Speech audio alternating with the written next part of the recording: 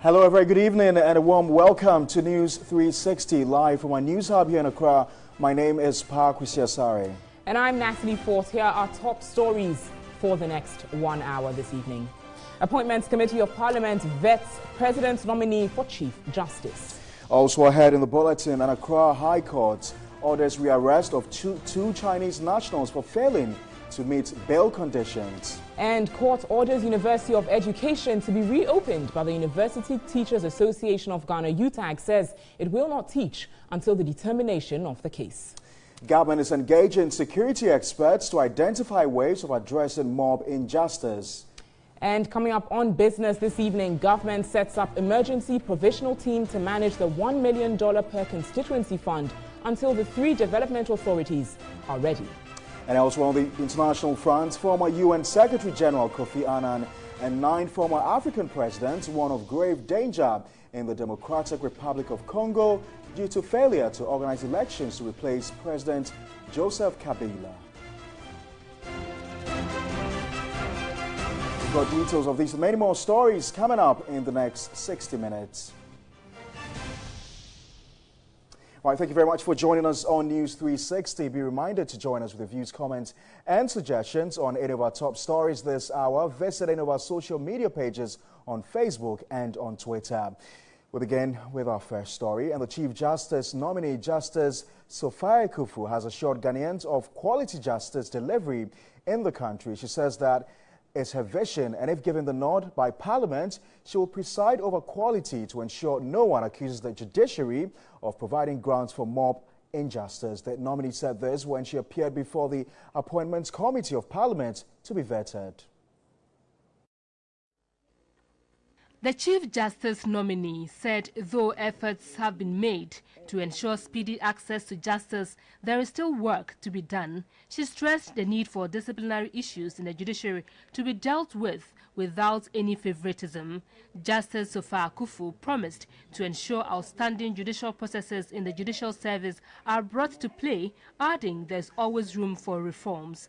She said her vision is to preside over quality justice delivery. When I said quality justice, effectiveness is also one of the characteristics of quality justice, because it covers the assurance that the public has that, one, when they come to the Hall of Justice, they will receive access. I will definitely make sure that I will do it. I will initiate those that need to be initiated, those that are already in place, that they will be made to work effectively. On mob justice, the nominee indicated it often results from delay in case management and hoped the quality judicial delivery that she would preside over would stop mob justice. Mob justice, because it's based on misunderstanding of processes, it could be because they didn't understand why the person was freed, or there's a perception that what's the point of reporting to the police? What's the point of going to court about this matter? We of the judiciary will do our optimal to ensure that we are not the cause of the mob justice. The 68-year-old Supreme Court judge disagreed with suggestions that the Ghana School of Law should be scrapped, noting that is where theories are practicalized. She also indicated it was distasteful for lawyers to advertise their profession on social media, explaining it was against the code of conduct of the General Legal Council. The legal veteran would, however, not comment on the issue of gay rights. Away from the vetting of the Chief Justice nominee, 2 persons have been injured by people suspected to be land guards during a demolition exercise at Odumase Amanfrom in the Ga West municipality in the Greater Accra region. Friday morning's incident created tension in the community.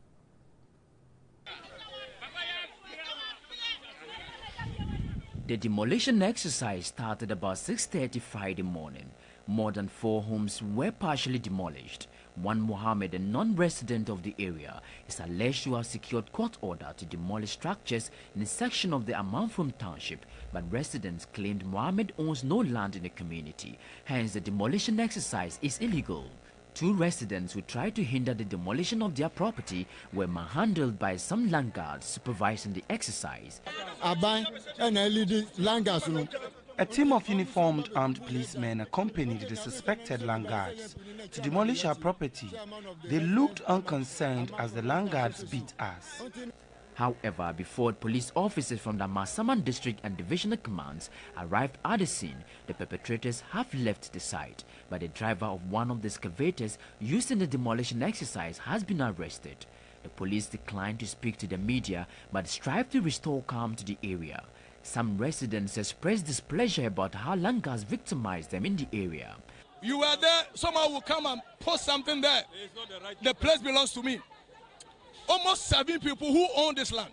And every month or 2 months, you see people to come and pay something there. Yes. So you don't know the person that the land belongs to. Chief of the area, New Cortes Rubibi, told the news team that the residents legitimately acquired the land from the custodians, hence the activities of land guards must be checked. He said they will defend themselves if need be. Municipal Chief Executive for Gawes, Clement Lamtic Wilkinson, who also doubled as the chairman of the Gawes Municipal Security Council, said he has directed the demolition exercise to be halted and a copy of the document regarding the alleged court order be presented to the Assembly. He also spoke on security of the area. So the security people are not living here right now because they are here to protect life and properties. Issues of land guards attacking the Gawes municipality are common. Last week, a development chief of Ademan in the same municipality was lynched by some suspected land guards.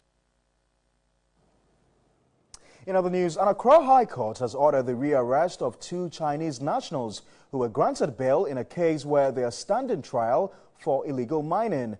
They were rearrested for failing to meet bail conditions.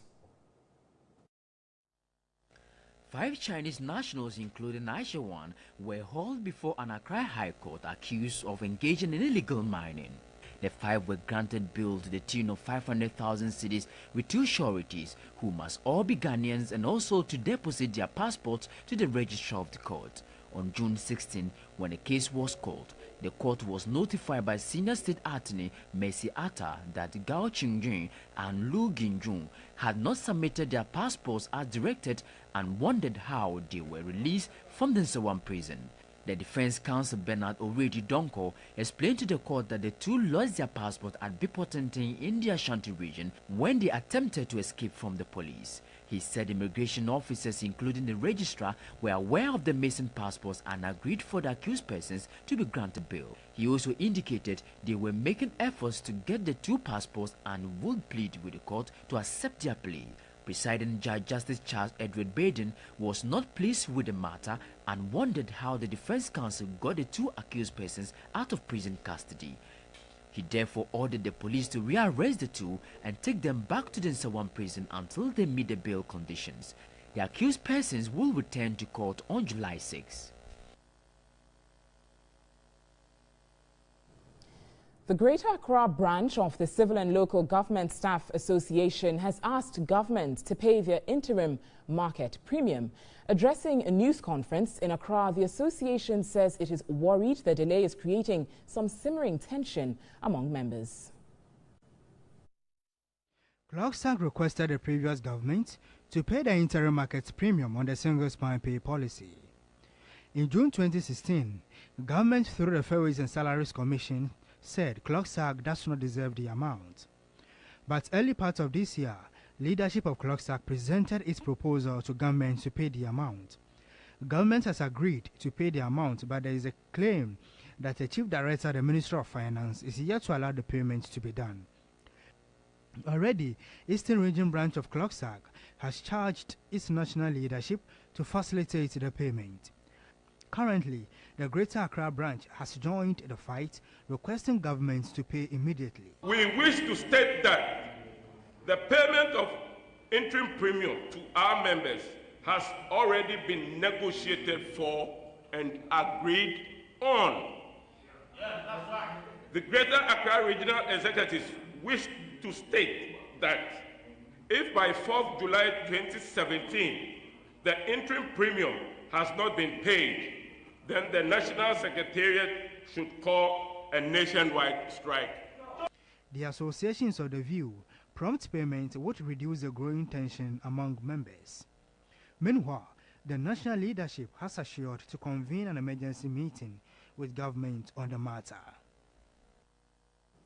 Now, I'm going to take you back to Parliament because compensations to people whose houses were affected in the reconstruction of the Sunyani Road in Kumasi will be paid soon. Well, according to the Minister for Roads and Highways, the projects which are stalled due to cash flow challenges will also resume as a contractor is expected back on site. He was answering questions on the floor of Parliament. The Komfanoche Hospital Ebuakwa Road project, titled Reconstruction of Sunyani Road in Kumasi, is a 6-lane dual carriageway which is intended to decongest traffic on the section.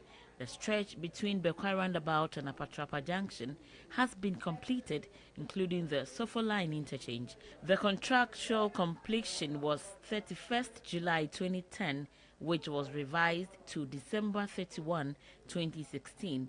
The MP for Achumanwobi South constituency, Emmanuel Ejeanre, was worried the situation has affected economic activities in the area.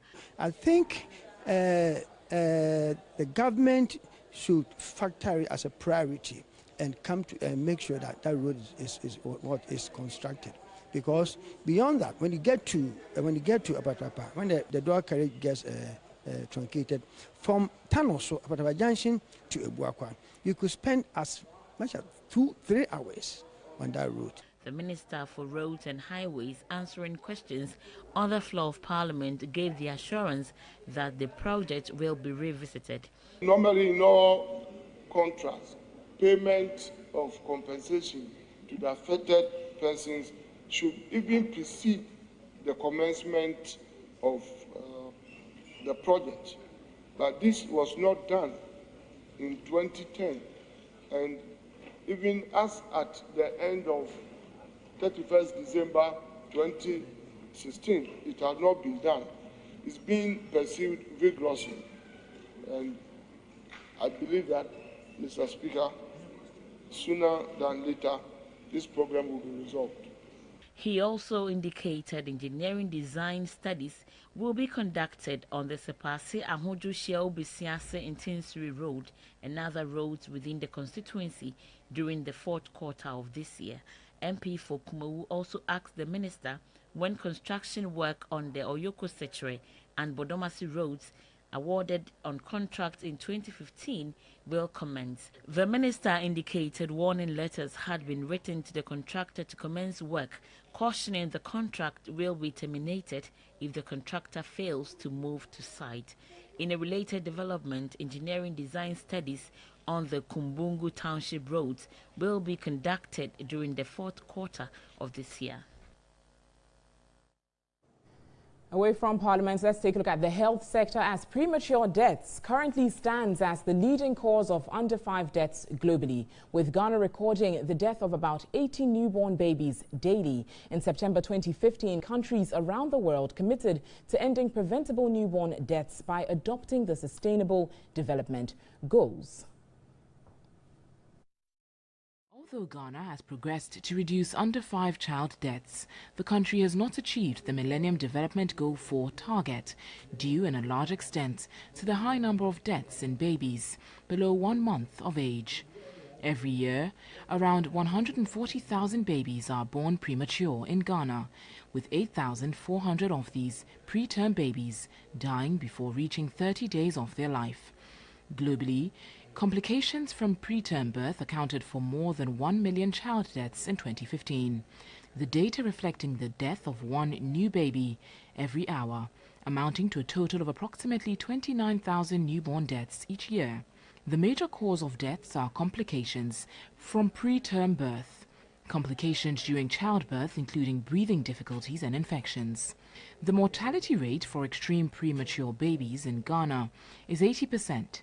Most public and private hospitals in the Greater Accra region lack ventilators and incubators for babies. Hence, babies with weak lungs stand a greater risk of dying. Health information indicates that the availability of incubators across the country would drastically reduce the rate of premature deaths.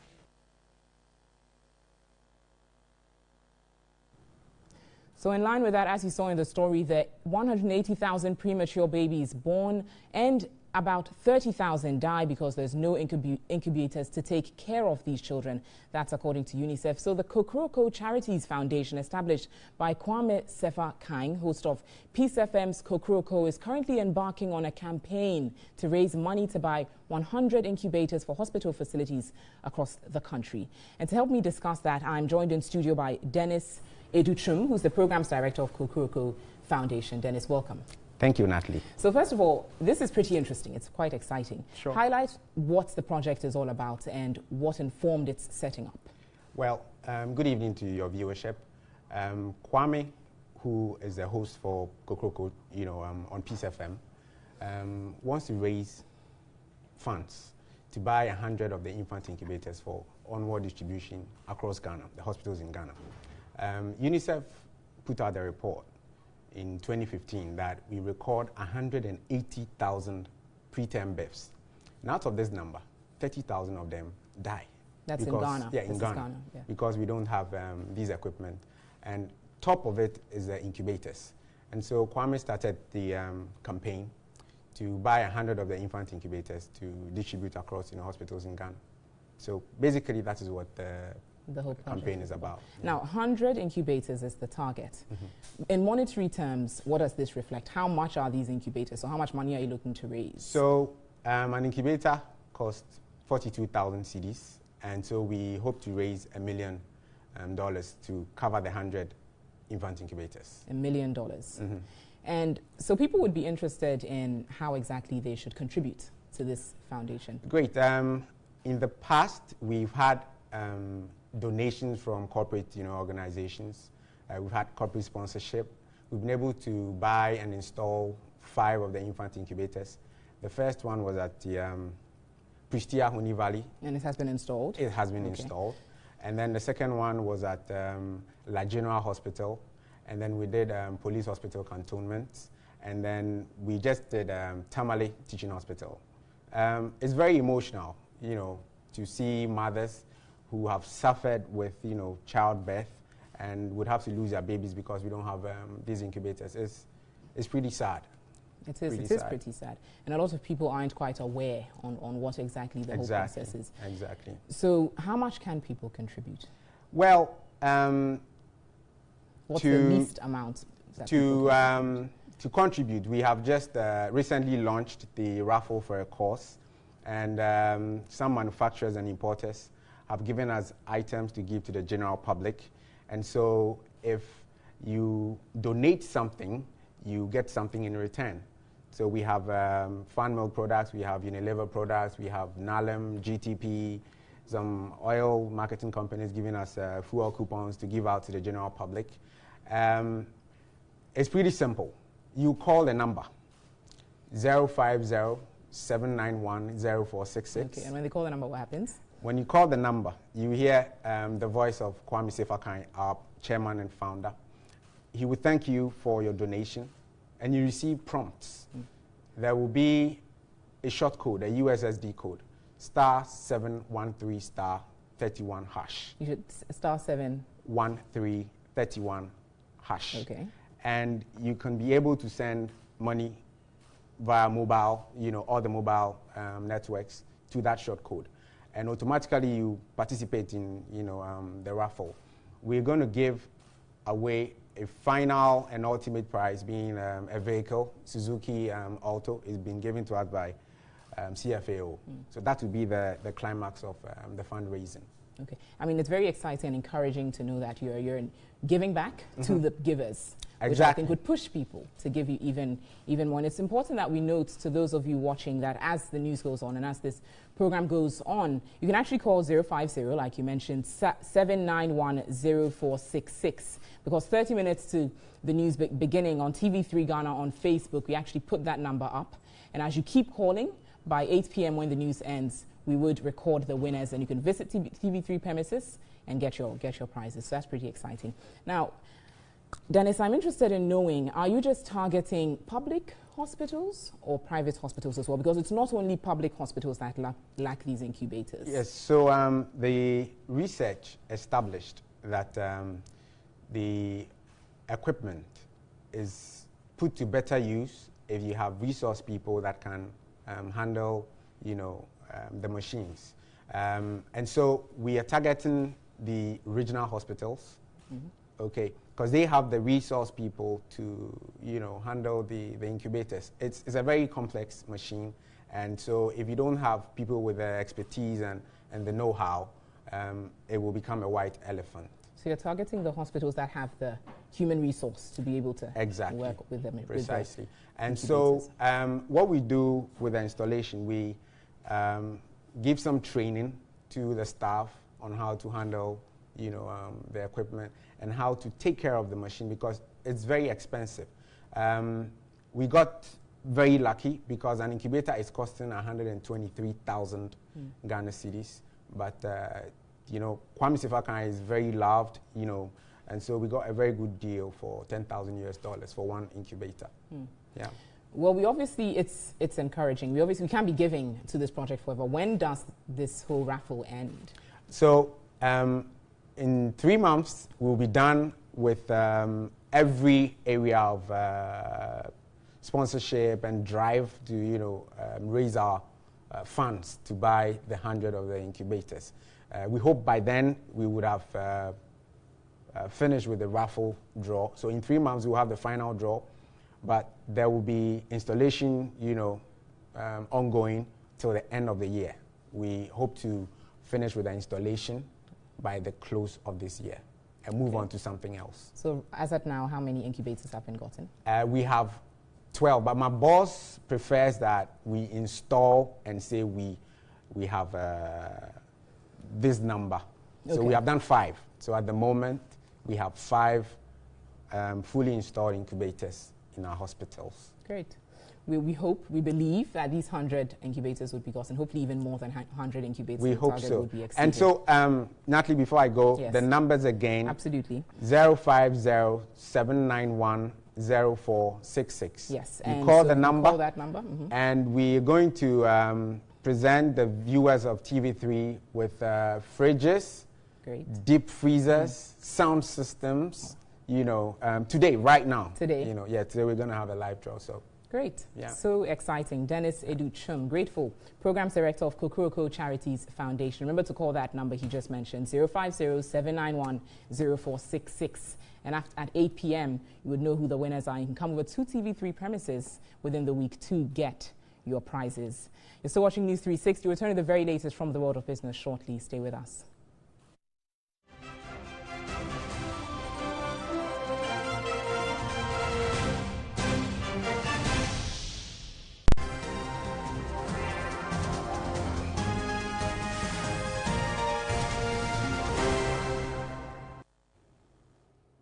As News 360, thanks for staying with us. Good evening. My name is Nanikia Mensah Brampa. Let's do the latest business updates.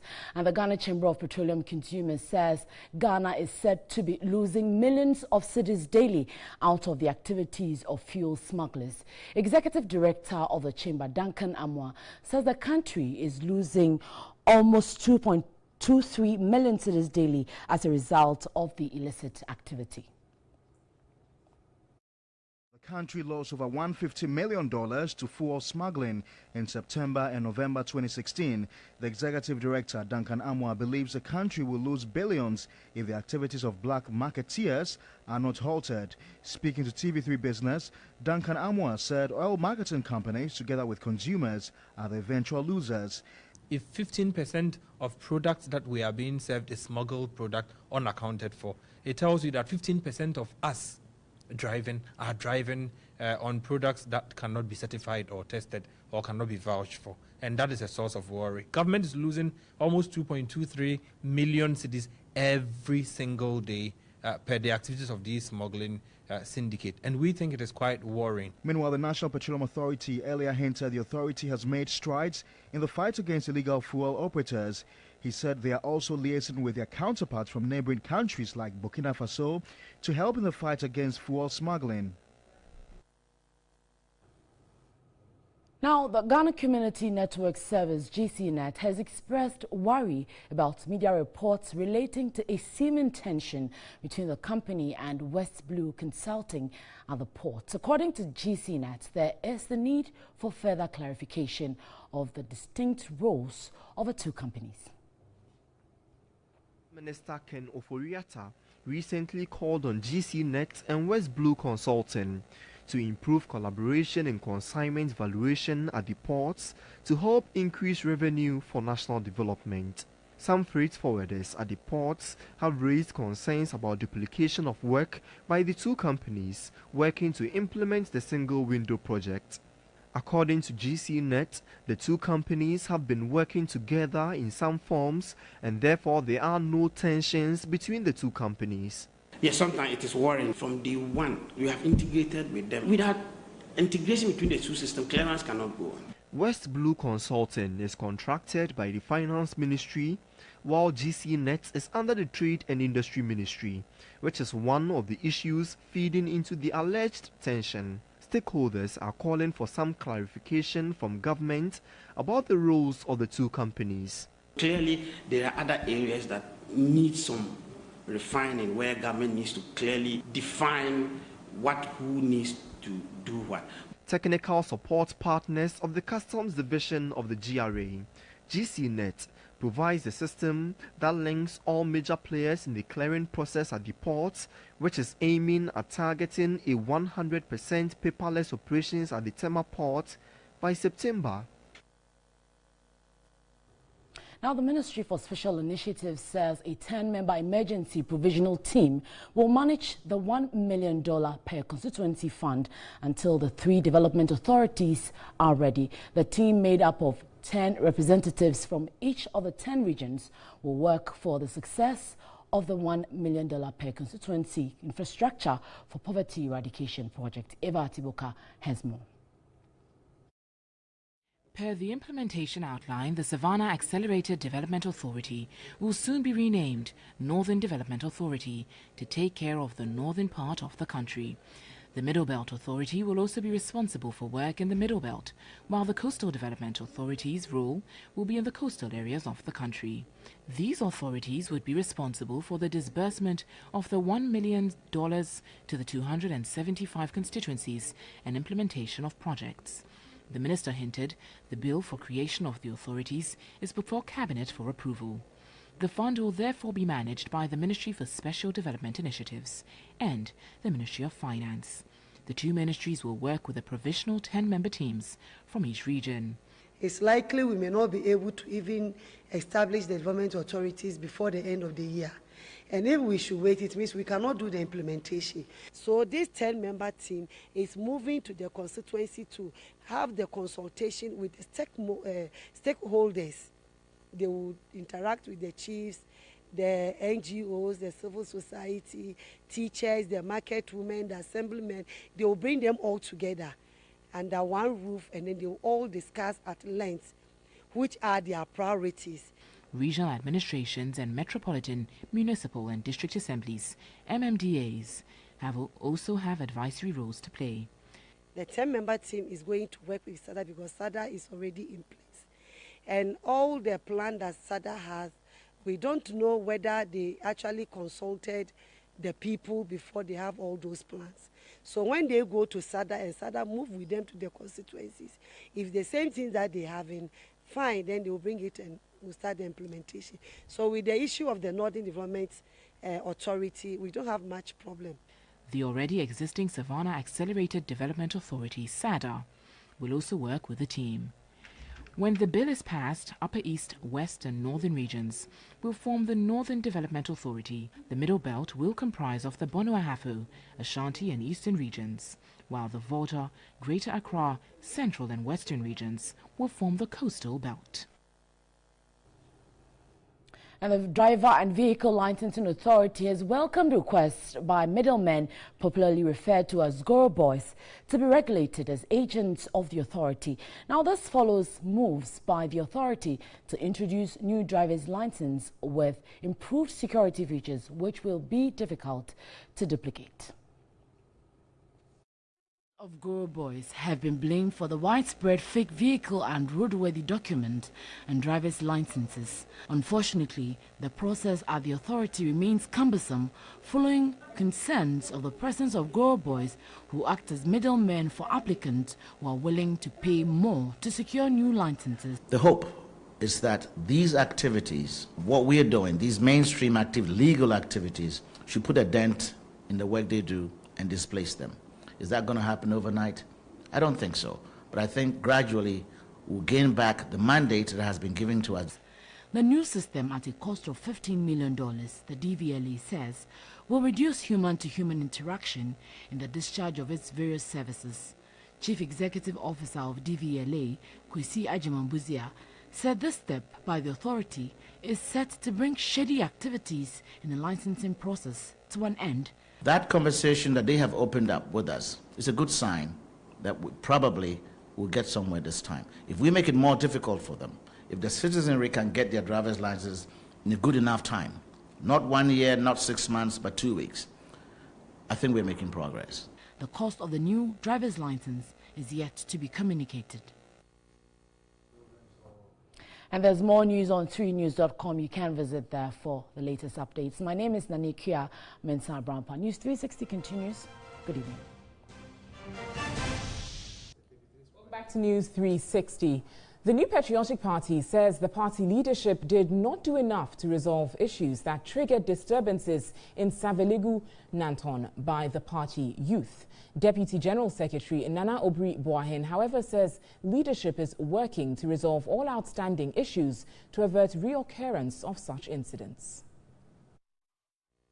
It was chaotic as some supporters of the NPP in the Savlugu Nanton municipality locked up the entrance to the municipal assembly. Their beef was with the confirmed municipal chief executive.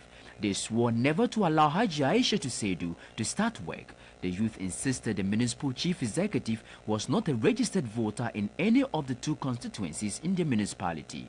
The party's Deputy General Secretary Nana Obri Boahen believes election of the chief executive will resolve such incidents. We acknowledge that it's a blight on the part of the leadership of the party, but I can assure you that we have decided to move into action. He dismissed speculation that the party leadership did not consult the party foot soldiers before nominating Haji Aisha Tusedu for the position. The consultation doesn't mean that every individual must be consulted, but I think that stakeholders were consulted. However, it is unfortunate that we have this kind of situation. Meanwhile, party leadership has inaugurated a National Planning Committee to oversee the activities leading up to the party's August National Delegates Conference in Cape Coast. Reminder, you're still watching News 360 live from our news hub here in Accra. Time now for sports, and Thierry has got the very latest. Thierry, what's coming up? Good evening, and it's time to bring you all the latest in the world of sports. My name is Thierry Nyan here on News 360. Now we start off with Ghana defender Baba Rahman, who has returned to field training 6 months after suffering a career-threatening injury while on duty with the Black Stars. The defender touched the green turf for the first time since January at Chelsea's Cobham training complex with the team's physical trainer, while most of his colleagues are on holidays. The 22-year-old defender will now have to work on his recovery and stamina, having been out since January.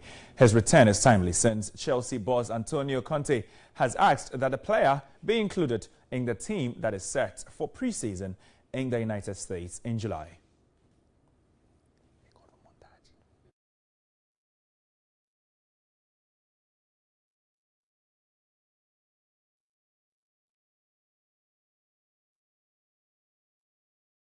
Now, Unistar Academy have recently produced players for the various age-limit national teams. The latest product is Black Stars' new defender, Lumo Agbenyanu, who featured in Ghana's game against Ethiopia.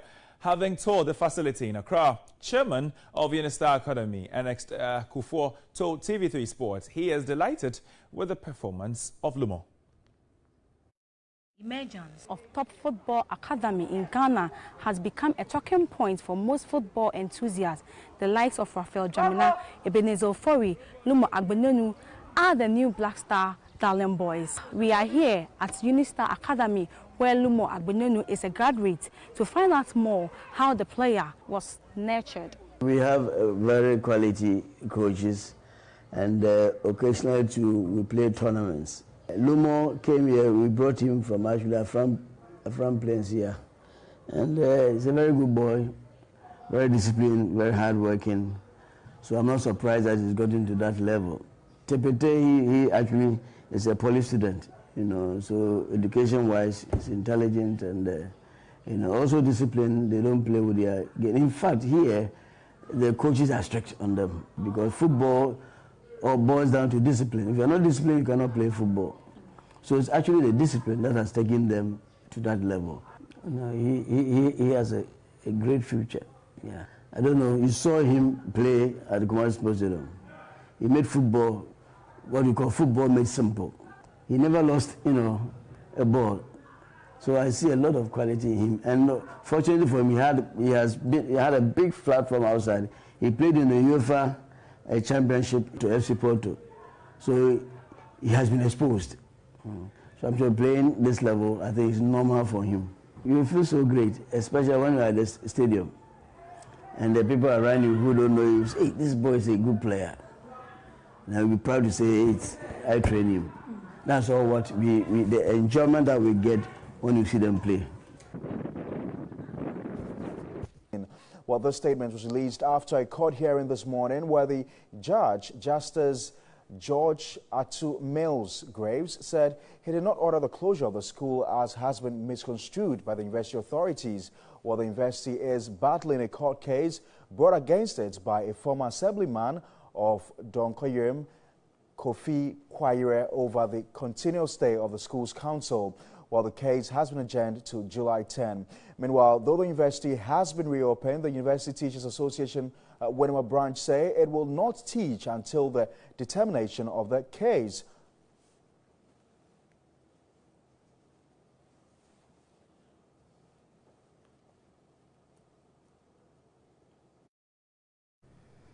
We'll bring you more on that development in our subsequent bulletins here on TV3. Next is some international news. Former UN Secretary General Kofi Annan and 9 former African presidents have warned that the future of Democratic Republic of Congo, DRC, is in grave danger because of failure to organize an election to replace President Joseph Kabila. In a statement, Kofi Annan, former presidents including South Africa's Thabo Mbeki and Olusegun Obasanjo of Nigeria said the failure to organize elections in late 2016 in conformity with the constitution of the DRC has created an acute political crisis, and they feel obliged to sound the alarm before it's too late. An agreement between Kabila's ruling coalition and opposition leaders calls for the presidential election to take place by the end of this year, but delays in registering voters and mobilizing financing make that increasingly unlikely.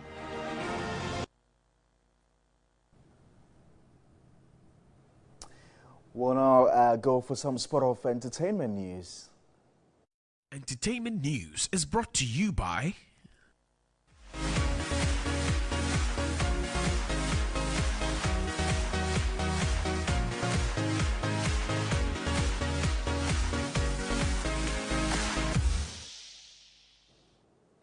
Good news for fans of Stonebwoy, because the reggae dancehall artist is married now. He's a married man, actually. The BET recipient tied the knot with his dentist girlfriend, Dr. Louisa Anson, earlier today at the Unique Palace Event Center at La Inakra. The ceremony was graced by colleague, friends, family, as well as some musicians. The event, which was strictly by invitation, was nearly marred by mid-morning rains, which lasted almost 4 hours. The reception was preceded by the traditional marriage. Dr. Louisa Anson won multiple academic awards of excellence when she graduated from KNUST in 2016. She graduated as the overall best student. Stonebwoy was in May this year nominated for the 2017 BET Best African Act category. The wedding is yet another feather in his cap.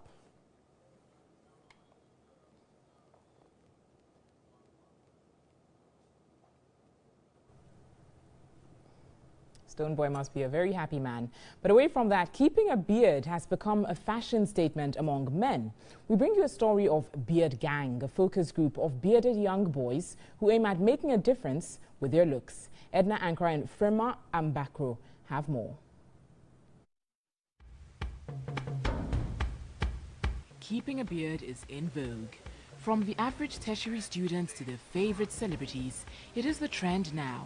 Celebrities like Sarkodie, Manifest and Samini now have their facial hair expression as part of their brand.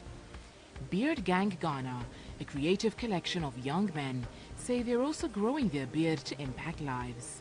It started from KNUST. We all joined and felt, oh, it was cool. Let's try and push this to the limit. So we had a lot of friends popping up from Legon, UPS, somewhere from social media. That's how come we just formed that big family. But how have these young guys been impacting lives?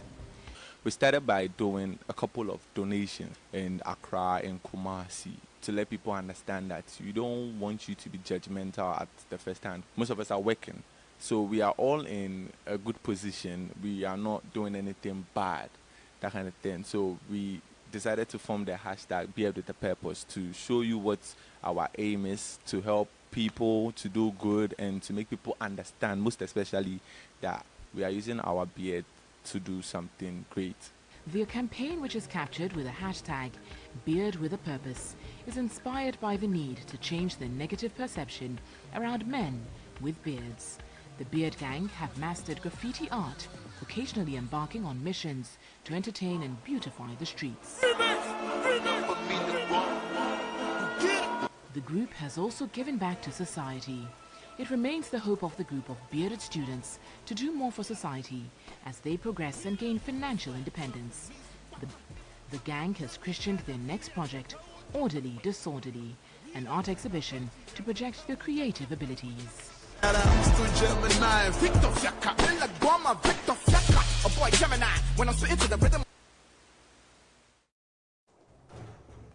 Well, you're still watching News 360 live from our news hub here in Accra. Natalie, you started... It's an interesting move by... Yes. I was pretty much excited. I think I need to start keeping a beard as well. Please. No, I will do that. I'll do that. I just want to show it to the world. Well, you did an interview with the Kokoro Foundation. Absolutely. And we're supposed to announce winners. Yes. So Eddie's going to join us with the names of the winners for the Kokoro Foundation, and these are people who've actually called in to donate. Quickly, let's just get the numbers of those who called. Absolutely, Parkwesi. Kokoro Charities Foundation. Now, the numbers of those of you who have actually won prizes is 0243524 That's 0243524 as well as 02489772215. 02489772215 and 054-853-9959. 054-853-9959. Now, you're contributing. Yes, you have to come to TV3 premises for your prizes, which include deep freezer fridges, TV sets, tabletop fans, and much more to help. All right, so if you heard your number, just come here to TV3 and take your prize. That's all for News 360. Came to you live from our news hub here in Accra. My name is Parkwesi Asare. And I'm Natalie Ford. Grateful for your time this evening. There's more news on our website, 3news.com. Next is Do Not Love Me So Much. Stay with TV3.